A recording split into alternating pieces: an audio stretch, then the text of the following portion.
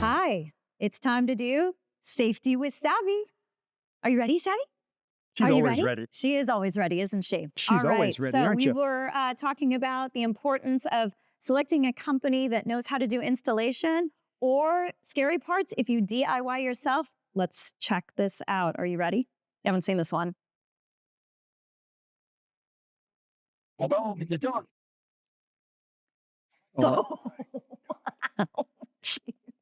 that is Can so you believe dangerous. that? Oh, look at those are people down there. Zap, look at the people down there. Down here. They could have Can you been see? killed. I know. Crazy. Wow. Oh my. That's insane. It is insane. So again, I mean, you really can put yourselves at risk if you try to do installation on your own. If you think that it's easy, it's not. There's a lot of ways to get hurt. A lot of ways. There is. And to hurt other people. Absolutely. Absolutely. So you definitely want to make sure you're careful. Thanks, Savvy. Thanks for the safety tip.